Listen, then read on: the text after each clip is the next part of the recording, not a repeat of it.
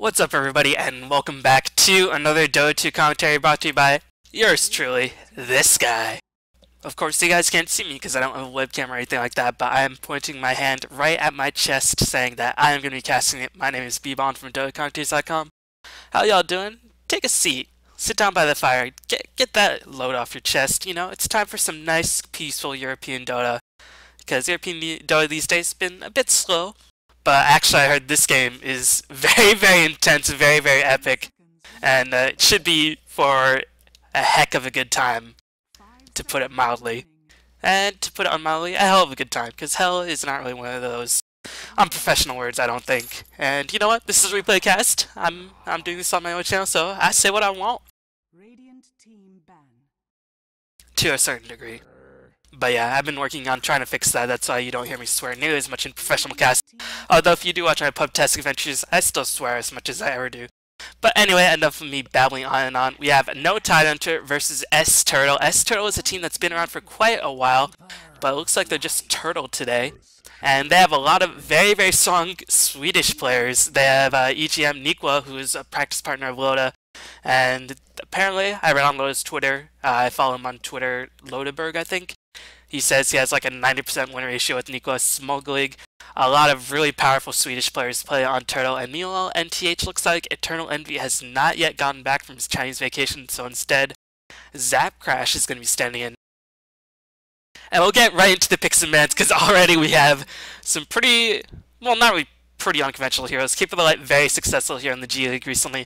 Earthshaker, hero we don't see ever anymore, and it's a bit of a shame. Earthshaker, I still feel like he's a really strong, really viable hero, but the problem is he doesn't really do that much outside the laning phase until he picks up the dagger, and most teams are very hesitant to farm up.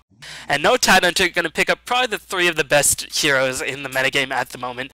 Batrider, Magnus, NA, and Turtle going to counter with an immediate Ursa pickup. Turtle might have some crazy strategy in mind to counter this, and how will no Tidehunter ban against his strategy? It's going to be pretty awesome to see. But yeah, I think if there are any 3 heroes or any 4 heroes that were top tier in the metagame, as Turtle just banned out Meepo and Lone Druid, so denying Bulldog for that, and I guess no time they thought that Turtle were doing some troll ban, so they banned out Dazzle. But if there are 3 or 4 heroes that are at the top of the metagame at the moment, it was Batrider, Magnus, and NA, and Undying. And guess what? And Keeper of the Light, because he is just so annoying to deal with. But guess what? No time to Oz all 3. It's going to be interesting to see how they lane this. They could do Magnus in the offlane, Batrider mid. They could do Magnus mid, Batrider jungle. They could do support NA. They could do mid solo NA. Most likely support NA. Meanwhile, Turtle looks like they have all the components of their Trilane. Ursa most likely will be laning with Keeper of the Light, and Earthshaker will be roaming. Keeper of the Light Ursa I don't imagine is a very strong lane because Keeper of the Light can't really refuel Ursa's mana like carry like Phantom Lancer or Sven, or somebody with a pretty high damaging nuke that has trouble keeping up with the mana spam. You know, Ursa's nuke is a ground pound that is very cheap in terms of mana, 75 mana, and it doesn't really do nearly as much as, say, a Spirit Lance or Stormbolt, just because you have to get right up close and personal. And whenever you're up close and personal against an Ursa, you're going to have a bad time.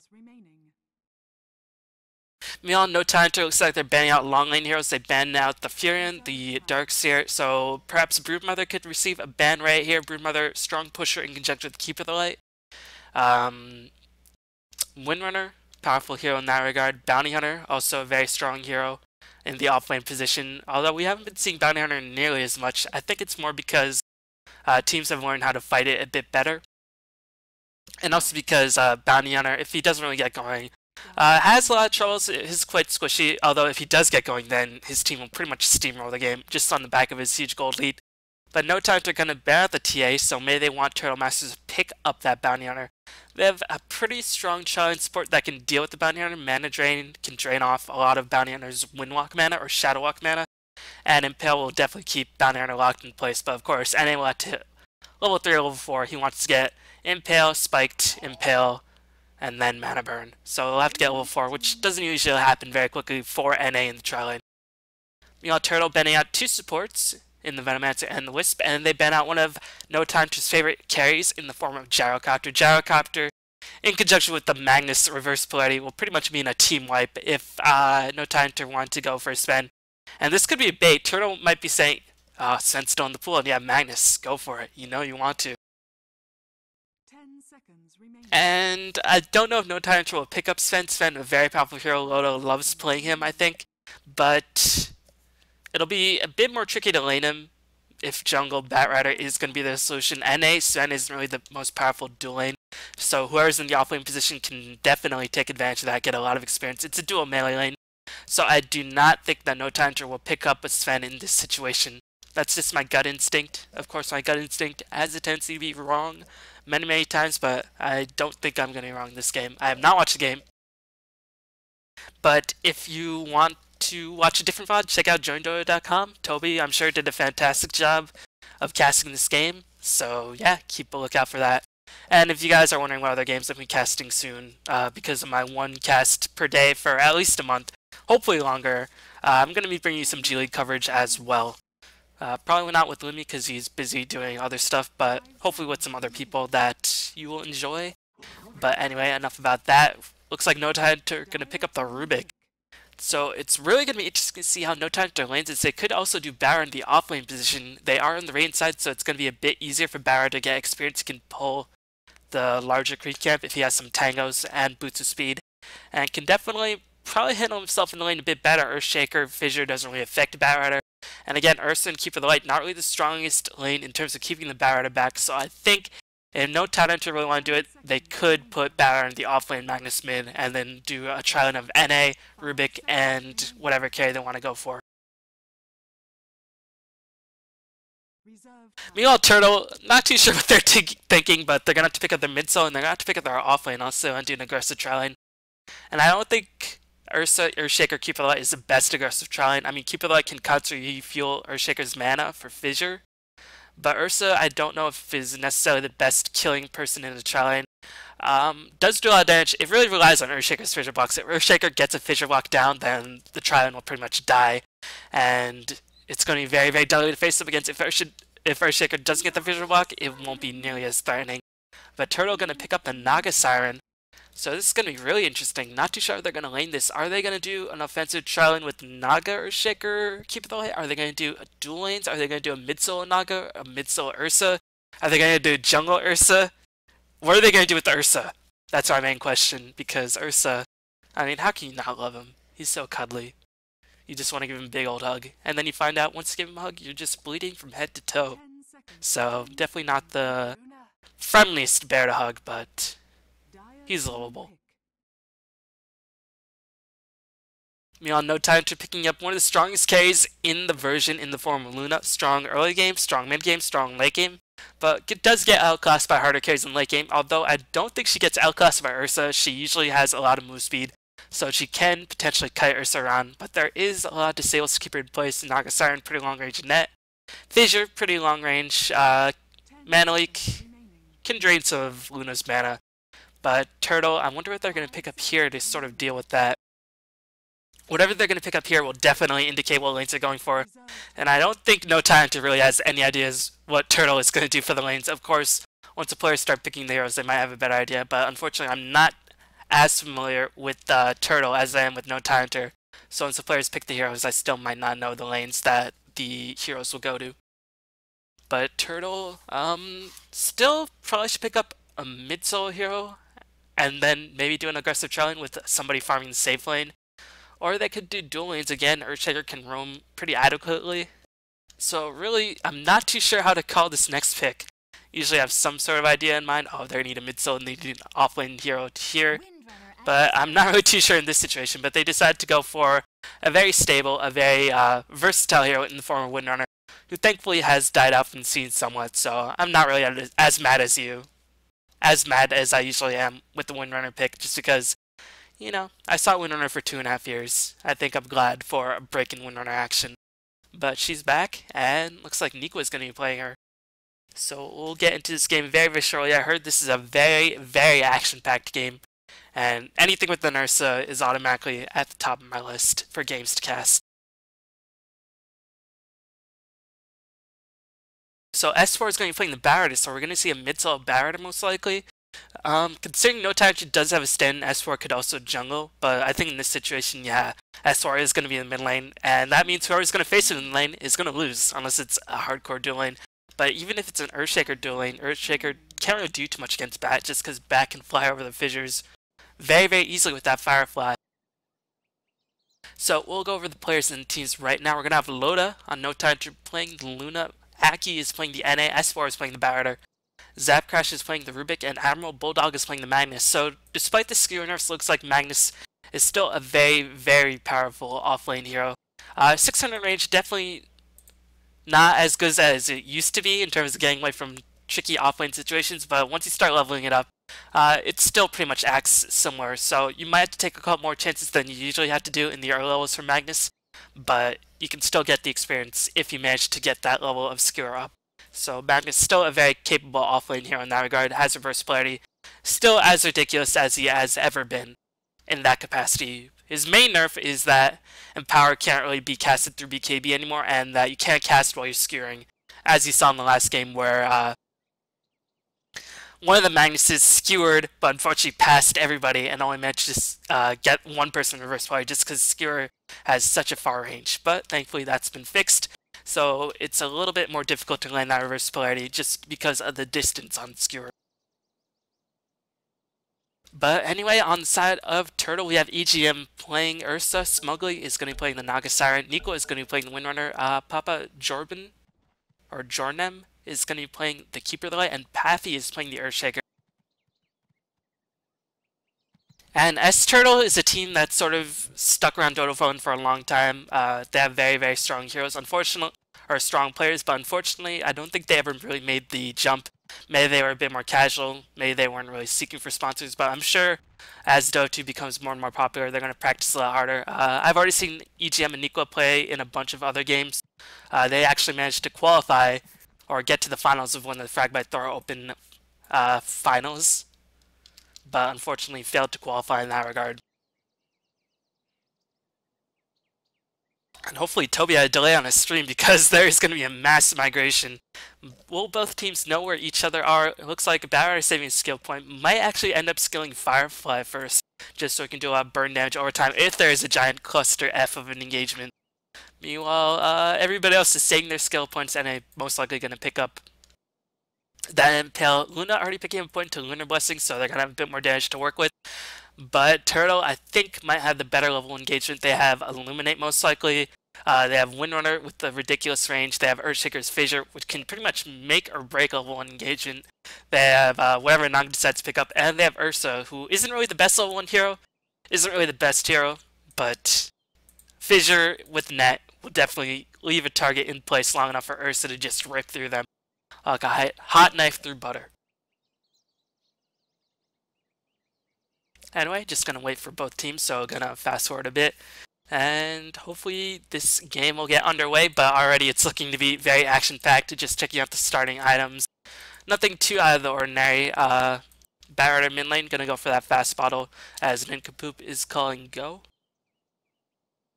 So, yep, the go is called, so time to slow it back down. And this level 1 engagement gonna be a bit tricky. It looks like Turtle are committing to the level 1 Roshan. They do have Naga Siren and Ursa, so they're going to try to take it up, but it looks like No Tidehunter fully aware that this is going to happen. Ursa is going to take a lot of damage.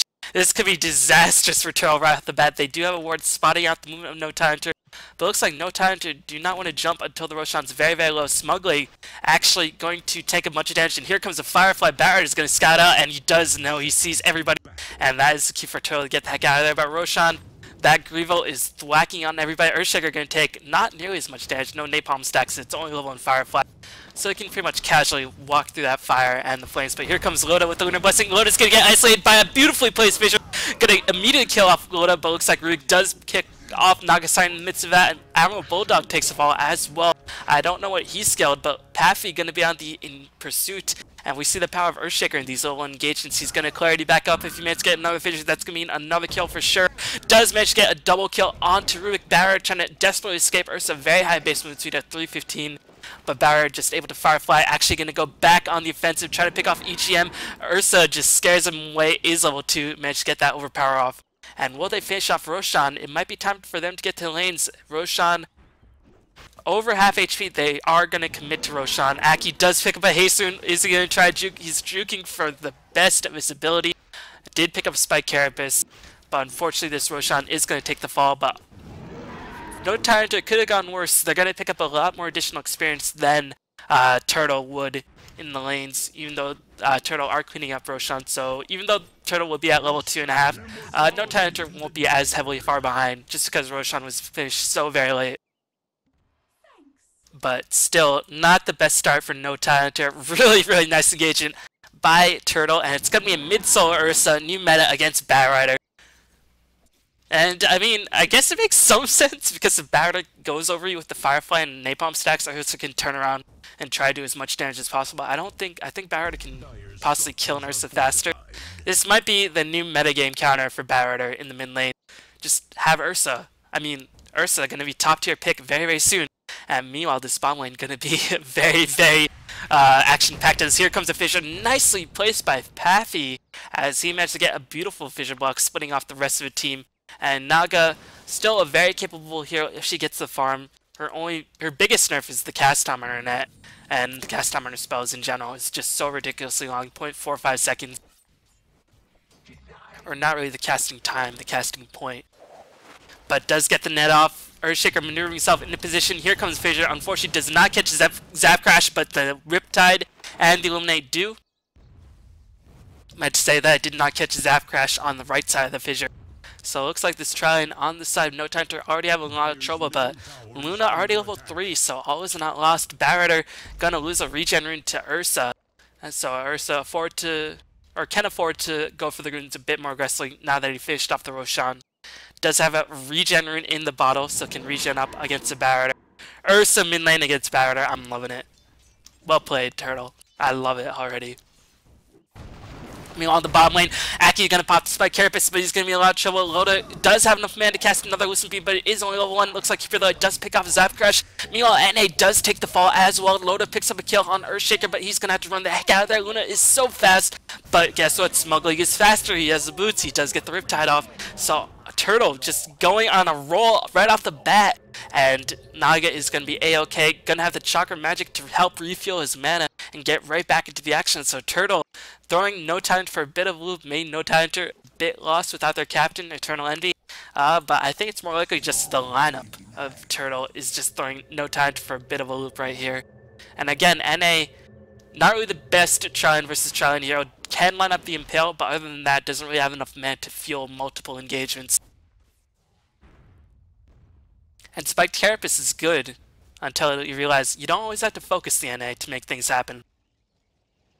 So already, this is looking to be a really awesome game. 8 kills in the first 3.5 minutes. This is the kind of European Dota that you want to see for many a week. And finally we're going to see it as Earthshaker just bravely duking it out with this spiky bug. Boots picked up on all of the heroes on the side of Turtle right off the bat. And looks like Ursa did lose Aegis in the mid lane because of the numerous stacks of Firefly or Sticky Napalm, but meanwhile on the bottom lane looks like Loda does take the fall. Fissure, Net, Riptide, I'm sure meant the end of Loda, and looks like Aki was not in position to get that Impale off to help save the life of his friend. And Paffy gonna get stunned in place, and this Tron is pretty much lost because Keeper the Light will just constantly refuel everybody's mana on his side. Naga can pretty much have free roam just to farm wherever he wants, and the level discrepancy is just going to be too much. But Batrider is going to go to the top, trying to get the Firefly off. Windrunner is going to be chased by a hasted Batrider, is going to take the fall. Nicely done by S4, trying to secure one of the lanes at the very least. Not necessarily winning the mid lane because Ursa has experience advantage, but helping to win the top lane at the very least. And what No Tidehunter want is that blink diagram on Admiral Bulldog ASAP. They want to try to get the team fights going, because team fights is where their team truly does shine.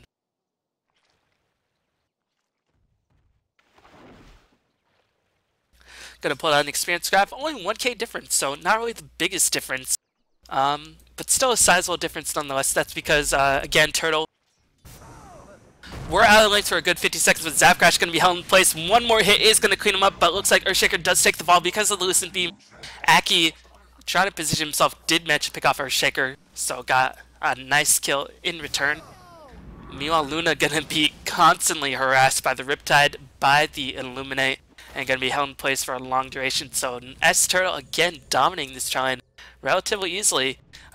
They have lost Earthshaker a couple times, but you can see Naga 2-1-6 at this point, having a ridiculously good time. Here comes Barrett on the mid lane, does get 4 stacks on the Ursa. Can't attack, but is going to continue to stack. Ursa is going to take the fall. Does have phase boots trying to desperately escape, but S4 does clean up the kill. So Barrett versus Ursa. Actually, not that good of a matchup, as Turtle are going to come to find out. As meanwhile, Loda is going to be in a lot of trouble. Going to get Initiate on Illuminate. Does clean up the kill. Paffy is going to wrap around. Smuglig trying to desperately escape. Here comes the Fissure. Going to get a nice block off. Unfortunately, Smuglig does not have enough HP. And Tranquil Boots are still on cooldown. Going to get Fade Bolted right in the face. But here comes Paffy manning up against Rubik. Rubik's going to send him right backwards. But the Illuminate is going to come flying back in. And Loda is still dead. Cannot teleport back in. Aki, can he get the position for the Impale? Does with the tower. Tower, what are you doing? There is an Earthshaker right there. Hit him. But Loda is going to be there with the cleanup on the Lucid Beam. But cast Eclipse and it hits nothing because Kivla has boots. What do you have, Luna? You ain't got none. But Barrett is going to be on the pursuit. Can he pick up a kill? One more stack of the Nate Bomb. Needs one more auto attack. Gets a Flame Break kill. Meanwhile, Smuglig is going to teleport back in. Keep it like buys back. Smuglig is going to cast the Silent Siren, taking additional damage from that Firefly. And Smuglig is going to heal back up with the Tranquil Boots. Keep it light is going to just spam Illuminate. Keep S4 back. S4 is trying to keep his team in the game. Is doing so successfully. 8-11. 19 kills in 7 minutes. Oh yeah. Meanwhile, top lane's boring. As actually Windrunner switched to the mid lane, knowing that Barrett pretty much owns Ursa for free. And S4 has not finished his assault on Ursa. Is just going to go to town. Flaming Lasso is going to be casted. And Admiral Bulldog forced to use reverse polarity because he would have died in a couple more hits. And he didn't have Shockwave, apparently. I think it just cooled down. But again, they're keeping down Ursa, so nicely done by S4. S4 showing why he is a very strong Dota player, and right now he's helping to get his team back in the game. Experience graph, goal graph, starting to swing back towards no time to experience graph, evening it out. No time to do have a bit of a goal lead. Doesn't really mean too much. But still, 9-11, 20 kills in the first 8 minutes. This is what we want to see. As Nikwo just barely manages to escape by his skin of her teeth. Is Aki level 6? Aki is level 6 because of these constant engagements. The supports are able to get a lot of levels. And meanwhile, EGM forced to retreat to the jungle just because Ursa, it's so difficult to lane him if you're not going to have him in a safe lane or a tri lane. So Ursa, very, very, it was cute, but it doesn't work. But Zap Crash might find himself in a bit of a sticky situation. Can the Fissure come in? Paffy is going to cancel the Fissure, but that cancellation of the Fissure, because it wasn't in range, going to mean that the Rubik does escape. Fissure is going to fly back in, going to catch Aki. The ward spied out the movement all the while. Here comes Admiral Bulldog, but reverse polarity is not up. Echo Slam going to fly in as well. Here comes the Chakra Magic refueling Earthshaker's mana. He is going to have another Fissure. Nagasarn going to cast the net, but Ursa does take the fall. One more hit, going to mean the end of Admiral Bulldog, but he is going to live for now. S4 is in the midst of everything. Can they kill him? S4 casts the Flailing Lasso onto Smuglig, saving his life for now. S4 is dominating 11-12. Meanwhile, Loda does pick up a kill on Keeper of the Light. Can he get the kill on Nikwa? Nikwa running desperately for her life. Smuglig in a lot of trouble as well. Oh, but I think Smuglig is going to live, going to manage to split out of there, but Admiral Bulldog with the Shockwave and the Lucid Beam, but Lucid Beam so low level at this point. No, he maxed it. So Lucid Beam very high level, but Nagasarn just a bit too tanky. Because she has a VIP booster. That's why. So Ursa 2-3-1 at this point. 24 kills. And this game, it's only going to get more and more crazy. You can see experience graph starting to swing in favor of the Radiant. They're getting a lot more higher level kills. And even though Turtle managed to get an early kill lead, it was 6-2. No time to have evened it up, and I'm getting more kills as the heroes have been leveling up, so they're getting a bit more experience for their buck. So they have a level advantage, but a beautiful Shackle trying to hold Bulldog in place, but he does escape. Teleportation in by Rubik. Boots' speed is up, but Roshan is going to be up relatively soon in about 40 seconds. They took it at around 50. And I think no time to, they want to contest it, they want to take the fight. Loda is just like, I'm tired of all this violence. Can't we all just get along? It's kind of far away. But meanwhile, Smuglig going to split push the top lane. Won't be able to kill this tower, but definitely going to heavily damage it. It's still at 1200 HP, so it's going to take quite a while before it's brought down. But here comes S4, going to wrap around, try to get Pathy. Nicely done by S4. Can they pick up the kill? Flame Break, one more hit. Batterhead does get the last hit. Illuminate not doing enough. And Earthshaker does take the fall. Definitely going to deter Turtle from taking the Roshan for a bit. They want to have that Earthshaker defensive fissure to bail them out of trouble. But meanwhile, Smugly, because there has been no teleports in to reinforce his top tower, is going to be able to clean this up after a couple more waves. And he is going to go finish that. He's not going to go finish the Vanguard. This is usually a pretty traditional build. Just get the Stealth Shield for the block, get the Vit Booster, and then just hold on to that Vit Booster, save it for a late game heart. Don't even need to finish the Vanguard. Meanwhile, Ursa's going to town on the Roshan. S4 is going to wrap all the way around, get the Napalm stack. It's going to slow the turn speed, making Ursa's life very, very miserable. Here comes Aki, Reverse Polarity, going to be casted, and it immediately picks off Ursa. Nico's in a lot of trouble. Nico takes fall. Echo Slam's going to fly back in. Can Pathy do it himself? Song of Siren is going to be used. No, Song of Siren is not available. He doesn't have enough mana. And here comes the net. Going to clean up Aki. One more hit. Aki does take the fall. Looks like it is going to be a 3-for-3 buybacks on the side of Turtle. Earthshaker bought back. Looks like Luna buys back as well. Can S4 escape? Oh, he's going to take the fall. Naga Siren picks up a triple kill. Is dominating. Meanwhile, Loda decides to join the party. Does have Eclipse online, but can he make anything happen? Roshan still at healthy HP. Ursa finally responds, going to teleport back in, but here comes S4 with the Flame Lasso, drags Windrunner all the way down the cliff. Cleans up Nikwa. There goes a potential scouting mechanism. Meanwhile, Loda taking a bunch of damage right off the bat, does catch the Eclipse at a very, very strong location, just in range. And with Barrett constantly giving him vision, he does pick up a kill on Ursa. And that means no Tidehunter are going to try to take the Roshan, but I don't think they can keep it Illuminate. And Earthshaker Fissure is so long range, they will constantly harass no Tidehunter. But more importantly, no Tidehunter doing a nice job keeping Ursa from getting that Roshan at the moment. And right now, they have secured themselves a kill lead. Unfortunately, the top tower did take the fall, and Naga Siren becoming a bit of a problem. He has a finished Diffusal Blade and a Vit Booster 13 minutes in the game. Naga Siren will start to become a problem, a huge thorn in the side of no Tidehunter very, very soon. Well, Loda went for a very late hand of Midas, I think mostly just to feel his experience gain, rather than to help him farm. But still, definitely a strong farming mechanism, but here comes Naga. Loda's just going to teleport out. Naga's going to cast Song of Siren. Ursa's going to come back in, and I think Luna is going to be blocked off. Oh, looks like EGM just manages to walk a bit too far, but Phase Boots Ursa manages to rip through that Panther, saying, I am the superior animal right here. Meanwhile, S4 apparently can't do it all. Has the finish, Blink Dagger, 13 minutes in the game, just on the back of his 616. Managed to get 64 CS as well, and is leading in terms of creep stats. But I don't think they want to take this engagement without Loda.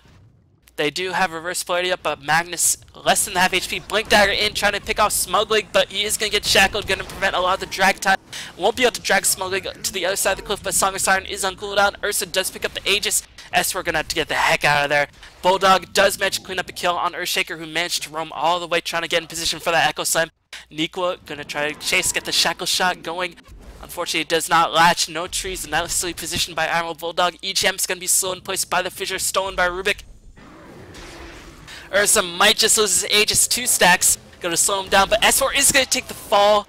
That's definitely going to be a huge problem for no Tidehunter in this upcoming agent. S4 already bought back earlier. Won't be able to buy back for this engagement, and meanwhile Aki is going to be in a lot of trouble. Smuglig does take the fall, nicely done by Loda. Did not see that coming, as Smuglig pretty tank with that Vit Booster. Unfortunately not taking enough. Shackle Shot going to fly in, but does not latch to Loda. Looks like Ursa only 1 point to Earth Shock, and won't be able to get in position to get that Earth Shock going.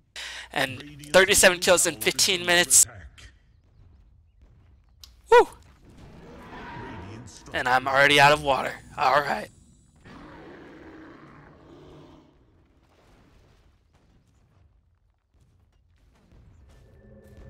So no Tidehunter, 19-18, and I still think no Tidehunter do have the better team fight, but the problem is that Nagas, I think, will be able to outcarry the Luna with the help of Ursa. The problem is, I think just because there's a Magnus and Bat right on the other side, the team fight of No Tidehunter is going to be a bit overwhelming. So I do think, as this game goes on, just the fact that all No Tidehunter really needed is one verse party, and they can pretty much win the game. That's just the power of Magnus. All they need is one fighting Lasso to drag off Earthshaker out of position, drag Keeper of the Light out of position, drag Ursa out of position, focus him down. This is why these heroes are top tier at the moment. Just because they make team fights so heavily in favor of the other team, and S4 is going to find himself an Ursa in the jungle, the mighty jungle. The Ursa sleeps tonight. But Ursa does have the Aegis. He's just going to roam around. Going to clean up the next creep camp. Not phased whatsoever. But yeah, I think once Admiral Bulldog starts picking up his dagger, he's 800 gold away, but once he picks it up, Turtle are going to be in a bit of an awkward situation. Turtle can take more frequent team fights at the moment, just because a lot of No Tidehunter's damage and team fight potential just centers so heavily around those ultimates. Meanwhile, Illuminate, Net, Fissure don't really have the longest cooldowns. They can take much more frequent team fights. But still, the power of No Tidehunter's team fight is just so overwhelming that I do think they win in the late game. You know, if you just look at the tower count, No Tidehunter have one tower on their side. Meanwhile, S-Turtle managed to pick up 3 towers themselves. And looks like the ganking train is going to come around. I think this Observer Ward did spot out the movement. Yes, it did, so it's just going to back the heck out of there. Only Tranquil Boots. But is level 13 just on the back of Midas being a very good item. Midas makes Loda the highest level in the game, despite having 6 deaths. So if you're really struggling as a carry, then Midas could be an option for, even if you pick it up later than the usual 8 minutes rush where it becomes economically efficient. If you manage to pick it up at 12 minutes, 13 minutes, and you're under-leveled, it can help get you back in the game in terms of levels. So Midas is definitely a very useful item in a lot of different scenarios. Meanwhile, Magnus is going to have that Blink Dagger online very, very soon. Again, S4 has had that Blink Dagger for quite a while. I think what S4 is going to try to get now is going to be that BKB, even though there is a Naganet to hold him in place. Bulldog is going to be trapped. Bulldog is going to get slowed and purged. He's trying to desperately get away to try to pick up his dagger, but he can't run. Diffusal Blade and Ursa just going to rip through him. Not too sure what Bulldog was doing right there, but he did manage to take the fall. And Naga Siren showing again. She's still a very powerful hero. And she is level 13. Once she hits level 16, that Song of Siren just gonna be so annoying to deal with. But here comes S4, gonna pop the haste rune. No reinforcements on the side of Turtle. Looks like they're not even gonna use a haste rune. Aki and S4 are gonna be enough to clean up Smugleg. Smugleg is gonna take the fall. You know, Invisible Earthshaker just gonna mourn the loss of his dearly departed friend, but oh, S4 want to go back in. Lasso gonna be on cooldown for 70 seconds. It is only level 2. Barrett about to hit level 13. S4 is really doing a nice job just ganking all over the map. Has 14, or has participated in 14 of his team's 20 kills. Definitely been the MVP on his team thus far. Checking out the hero level again, you can see Radiant support struggling a bit. Turtle Earthshaker is going to be very far away from his Blink Dagger, but is going to finally get himself some farm. Try to get his way towards his Blink Dagger eventually. And unlike in some games where Earthshaker might just need a Forest Staff or might just need to tank up, I think in this game Earthshaker really needs a Blink Dagger. He does not want to be anywhere close to the Batrider. Does not want to be anywhere close to the Magnus. Just because if they manage to get him in one of those ultimates, he will just die in the blink of an eye. But it's going to be a long, arduous road to try to pick that up. It's going to require a lot of money. It's going to require Earthshaker not to die. Dying will definitely help set him back. How much reliable gold does he have? Only 83. So dying will set him back quite a bit. Meanwhile, hasted S4 Lasso is up. But I don't think Turtle are going to make the same mistake twice. Illusion's going to farm ahead of the Naga Siren. No vision spotting out the movement of this Batrider and of the NA. The Ganking Brothers return in a different form. Usually it's NA and Bounty Hunter, but this time it's NA and Bat. But S4 realizes he was surrounded, knows that it's not worth his life. Not worth the life of Aki either, just to go in. Just gonna get the heck out of there. Nice recognition by S4. You know, Zapcrash struggling quite a bit. Just checking out the items. Ghost Scepter picked up by Loda. Don't think that's for anything like an E-Blade. He just wants to prevent a lot of Ursa's, a lot of Naga's damage. And other than that, there's not really too many nukes. I mean, there is Riptide, there's Fissure, there's Illuminate, but other than that, not really any super huge nukes. Illuminate is pretty much the only super huge nuke on the side of the Dire. Nothing like Laguna Blade or Finger of the Death. Well, Mechanism is finished on Nikwa, so he's going to have that up very, very shortly. I imagine Keep of the Light going to try to eventually build a pipe. I don't know what other reason he'd pick up the headdress. Maybe he picked up the headdress before Winner said, oh, I'm going to get mecha soon. But yeah, that could be useful for a later game pipe. EGM going to go for that BKB. The problem with BKB in this game, there's reverse polarity, there's flaming lasso, there's if Rubik manages to steal the net will go through BKB. If Rubik manages to steal the Song of the Siren, then the Song of the Siren will make everybody else on his team sleep and allow No Tidehunter just to focus down the Ursa. So, not sure if BKB is the best choice for Ursa in this situation. But meanwhile, Keep the Light gonna get ganked by Aki, but Ursa quickly blinks down there. Failed to mention that Ursa did have a blink dagger. He's had that for a bit. Meanwhile, S4 gonna pick up the Force Staff. So just going for all-out mobility at this point. Usually, this is pretty staple for Batters these days. But I think I'd prefer S4 to just rush a straight BKB in this situation. But actually, now just think about it.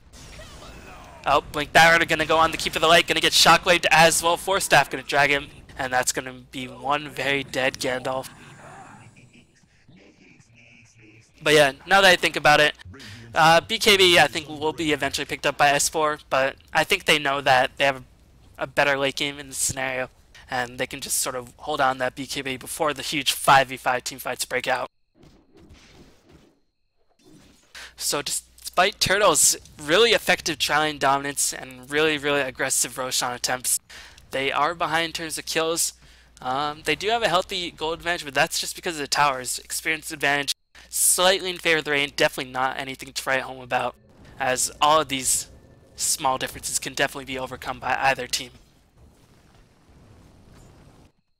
Meanwhile, looks like the rain attempting to smoke up. Any smokes up just yet? No, but Barrett does take the fall. Fissure into Ursa. Gnawing your face off does mean the end of S4 before he even knew what happened. Couldn't even get the Force Staff off. Ursa kills you in that Fissure duration. Fissure stuns for 1.75 seconds, and that is enough time for Ursa to claw your face off.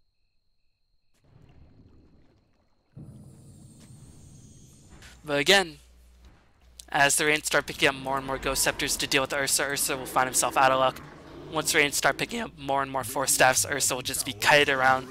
And this is why we don't really see Ursa in competitive play. He can just be kited as the game goes on, much more easily than anything like a Nyx, who can be kited as well, but at least has magic immunity.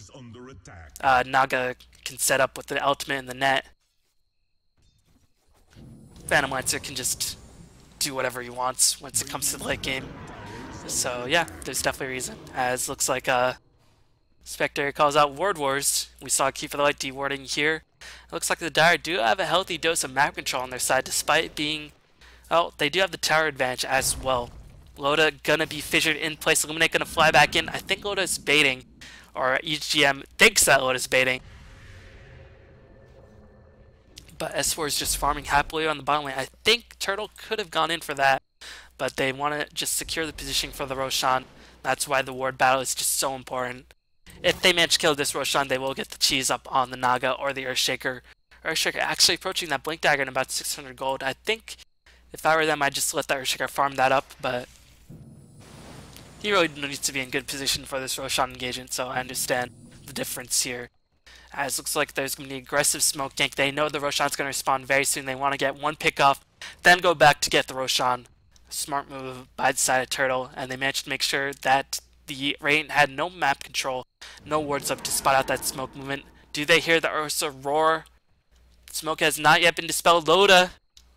Oh no, Loda gonna Ghost Scepter out, but the Purge just comes in, immediately drains that Ghost Scepter. Loda buys back. I wonder how much money he used for that.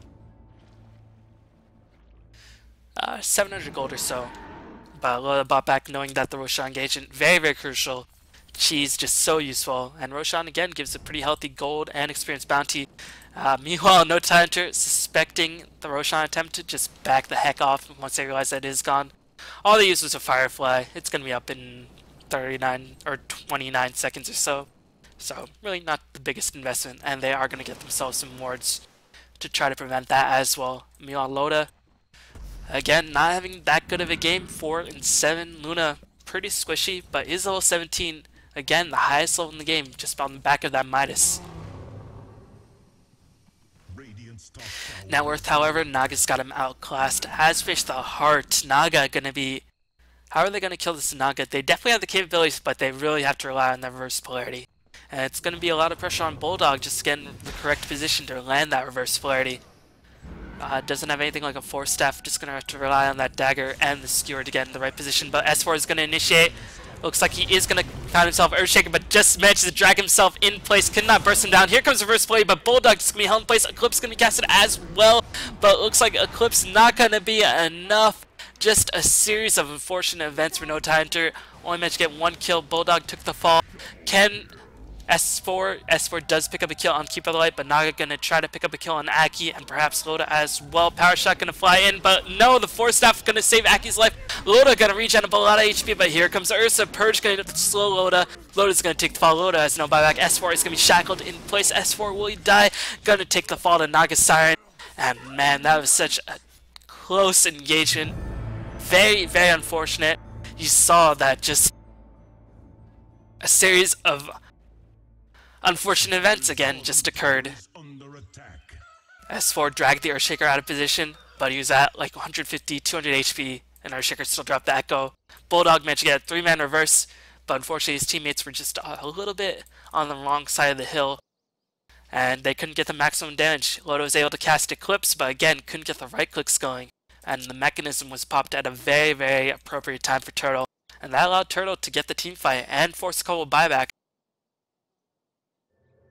I think, well, Loda didn't buy back. He already used the buyback to get back into this game. As Songless Siren is going to be used, it does have that 60-second cooldown, and Aki is going to be the first one to be focused. Going to get netted in place. Shackle Shot holding Bulldog and S4 in place. Aki is going to take the fall, and that's the cue for it. No time to get the heck out of there.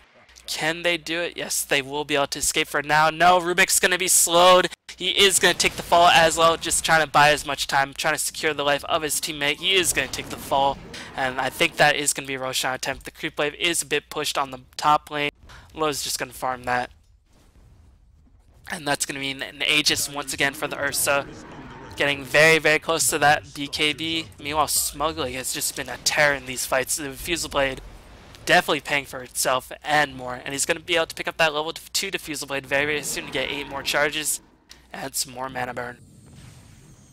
Roshan has fallen to the dire. Meanwhile, Keep the Light just holding onto that headdress, has Arcane Boots as well. Winrar picked up a Force Staff. Earthshaker does have the dagger up and level 2 Echo Slam. That's pretty much all he needs at this point. And S4 very far away from his BKB.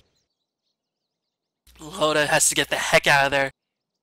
He is going to do so successfully, but again, a couple buybacks in this game has definitely helped to slow down his gold intake. Net worth, Naga is skyrocketing ahead. And she doesn't even have a Midas. She can just split push a lot more effectively. And she has 8 kills and 13 assists. Getting a lot of kills from that. If you just look at the straight up last hits, Luna has her beat, but Luna's been feeding. Gold graph heavily in the Dire's favor. Experience graph heavily in the Dire's favor, but definitely not insurmountable amounts. And again, that's the power of Magnus. All he needs is 1 reverse, and he can get his team back in the game very easily. 100-second cooldown. So, and keep in mind, Enigma's Black Hole is a chilling ability and has a 180-second cooldown at level 3. Meanwhile, Reverse Polarity, not channeling, and has a 100-second cooldown. Meanwhile, Last is going to come in, going to try to pick off Winner. Can she Force Staff out? Just Force Staffs Loda. BKB, Ursa just going to mean the end of Barrett. Meanwhile, Loda trying to escape. Already used a Ghost Scepter, I think, so Loda is going to be the next one to take the fall. And Aki's just going to try to get the heck out of there. Is going to do so successfully. So Turtle just throwing Tidehunter for a bit of the loop, but this is what Turtle has to do. I do think they lose in the late game, but if they manage to win the mid game, they will just be able to take the game. Radiant's top tower has... Meanwhile, Radiant's starting to lose a lot of map control. Wards just constantly spawning out the movement of the Radiant heroes. You can see the Radiant wards are so defensive, and they still are not enough. The Blink Daggers, the Illuminates, the Ursa, just able to rip through everybody on the Radiant. So unfortunately, not able to make nearly as much happen as the Dire can at this point.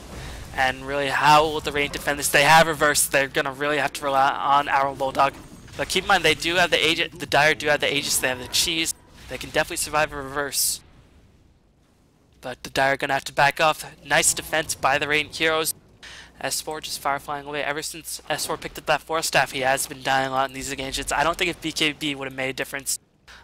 Maybe Ghost Scepter would have. But again, Force Staff still pretty much the other core item on Barret, so definitely is a good item in any situation. Radiant gonna place a ward. These wards hugging it out. Looks like the Dire are not gonna counter ward it, even though they do see that the ward is there. Cube of the Light gonna roam around and just keep that map control up. Cube of the Light able to farm, unlike other supports, with that Illuminate very, very easily, and able to D-ward constantly. Always will have enough gold. And Loda gonna pick up that ultimate orb, but just always caught in difficult situations.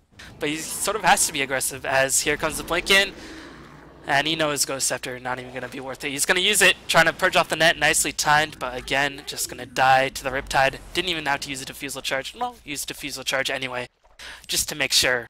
But Loda's just been out of position so many times in this game, really costing him a lot of gold. But here comes S4 gonna blink in onto Paffy, as he is definitely going to take the ball. Echo Slam going to be used. Naga Siren comes in with the Song of the Siren.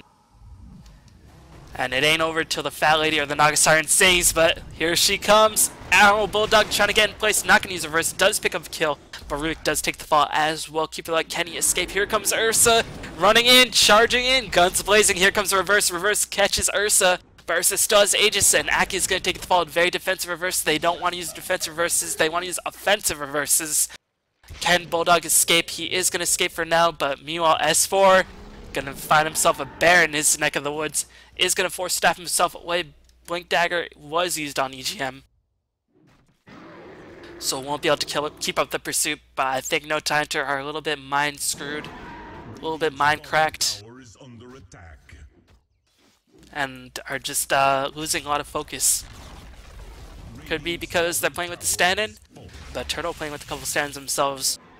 Or maybe they're just having a difficult time adapting this new patch. Who knows? But right now, they're definitely not looking at the top of the game, as the Creep Wave is going to be extinguished in the blink of an eye. And I think Windrunner is going for Rod of Ados. She is going to go for Rod of Ados. You know, Zap Crash gonna be held in place by the nets. Ursa gonna blink back in. Bulldog's reverse is on cooldown. They can't take this fight. They're just gonna have to try to escape with their lives. Luda trying to do as much damage as he can, but can he finish the Manta style? Eclipse is up. Aegis was used on EGM. As can they hold out for the reverse? That's the question. My mouse spazzes out, but the middle racks do take the fall. EGM gonna clean up the next barracks, trying to focus smuggling, but does have the song. We'll just be able to pop it. Is gonna just use it while the Eclipse is going off.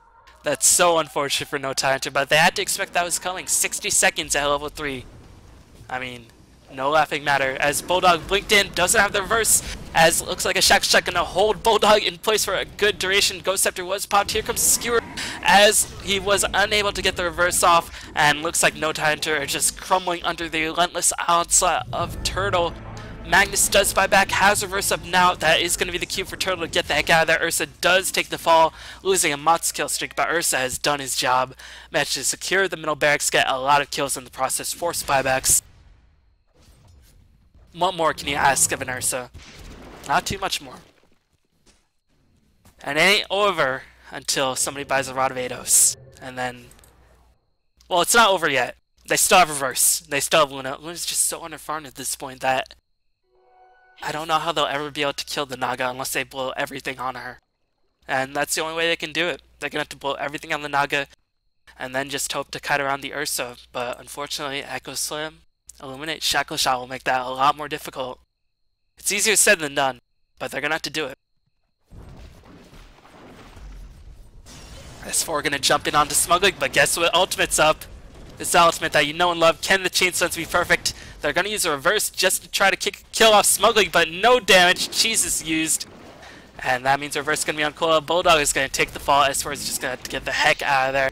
Aki's gonna take the fall as well. Enchant Totem gonna be used. Song of Siren gonna be used as well. They want to kill Aki. Not too sure what Smuggling's doing. He was trying to get in the correct position to try to catch S4 as well, but S4 was able to escape. Aki's gonna take the fall. And again, it might just be because Naga Siren has not been seeing too much play since TI2. But she's still, once she hits level 16, it's pretty much impossible to gank her if you have backup support.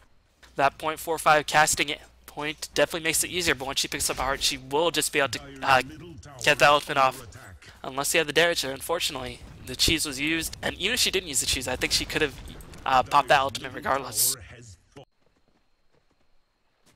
But still, all is not lost for No Tidehunter. They did clean up the middle tower, and Loda's not gonna... He can't save her from buyback. He's just going to go all in for some items.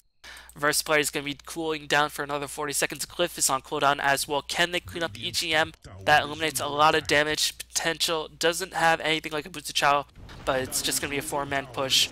And EGM looks like he's just baiting out the engagement. He's just going to completely throw No Tidehunter for a bit of a loop here, as No Tidehunter going to be forced to defend. But here comes the Ursa. He managed to teleport in.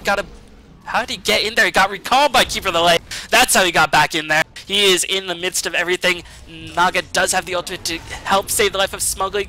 But Paffy does blink in with the Echo Slam. Loda buys back. He did take the fall. Rubik's going to die as well. Rubik buys back. Barretter buys back. Everybody and your mother buys back. No time to have everybody up on their side. EGM's going to be kited around, but meanwhile the melee backs do take the fall as well. And No Tidehunter find themselves in a very, very terrible situation, but Smuggling is going to finally take the fall. Naga Siren ultimate unable to be casted, but Naga Siren definitely has buyback, as looks like Turtle trying to desperately escape. They clean up the top barracks. Keeper is definitely going to take the fall. No Mana going to slow down Barretter. Rod of Eidos is going to be slowing down Barretter as well, but Barretter is still going to pick up a kill. Meanwhile, Nico trying to escape as well. I think he'll be able to do so. He does have the 4-staff. I also picked up a gem to help D-Ward, help the Keeper of the Light, trying to save up Keeper of the Light's expenses on all those Sentry Wards. Lucent Beam going to slow him in place, but again, 4-staffs himself away to safety. And again, Loda forced to buy back to help keep his team in the game. 249 CS, but 1,200 net worth, or 12,000 net worth with the Hanamitis, with 250 CS. Really not the best game of Loda's life. And unfortunately, reverses have not been there for No Tidehunter. As Barrett is going to blink in with the lasso. EGM is going to take a bunch of damage. Will he take the fall? Is this start of comeback? BKB is going to be used. Can they keep up the pursuit? Oh, EGM is going to escape. The comeback is thwarted for now, but definitely showing that No Tidehunter still have fangs. Checking out the experience in gold, we have 15k gold difference, 15k experience difference. This is starting to creep into the possibility of there might not be a comeback, but still, definitely seen bigger comebacks happen. But Luna's just so underfarmed at this point, constantly buying back. And she's not helping matters. She was caught out of position at least twice in the early game on this top lane, and that did slow down her gold intake severely. Meanwhile, Roshan has her spawn. Butterfly finished up on Naga as well as Diffusal. Ursa, BKB, and Heart just picked up the Heart, I think. Earthshaker trying to eventually build towards the Aghanims. Radiant know they can't contest this at all. They're just going to give it up. They're just going to have to farm up. And again, the only way they can stay in this game is the best reverse polarity of Admiral Bulldog's life.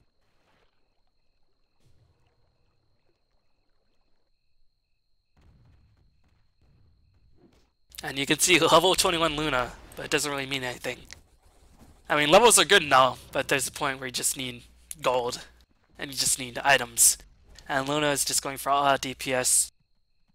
I think Butterfly would be a better choice, but I think she realizes she won't be able to build a Butterfly. She'll be able to pick up a Talisman, but or an Eagle Horn, but won't be able to pick up both. And again, you kind of need both. Talisman by itself gives no damage. Eagle Horn by itself only gives you armor and attack speed and agility.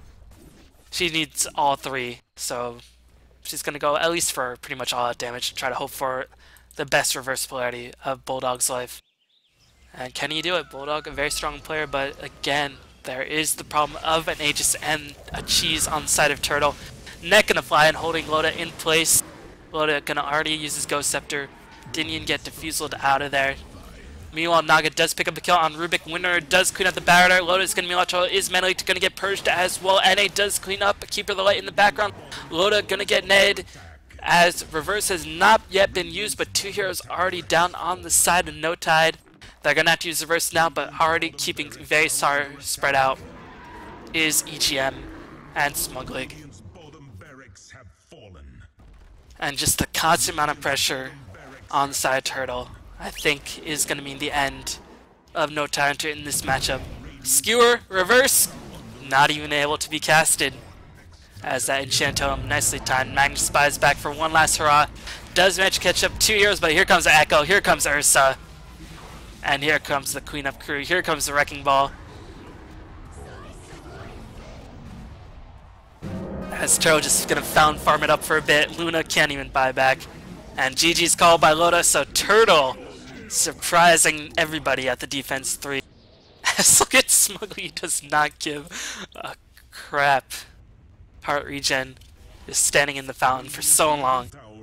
GG's called all around. And Turtle surprising everybody, but they have, I mean, is this really unexpected? I mean, it could be slightly expected just because people have not heard of Turtle, but they have Niqua, they have Smuglig, they have really strong players, they have EGM. And meanwhile, No Tidehunter, ever since the patches, have not been playing nearly as effectively. And definitely are struggling without Envy, lacking a bit of direction. And unfortunately, they're going to take the fall here, but they are still very much in the defense 3. So, wow. How many kills is that? 81 kills in 41 minutes. What a game. What a game. So thank you for watching, please support, and I'll be bringing you more casts shortly. One cast a day for at least all of January, hopefully for more, or one video a day. So spread the word, and thanks for watching, and I'll see you guys soon. Peace.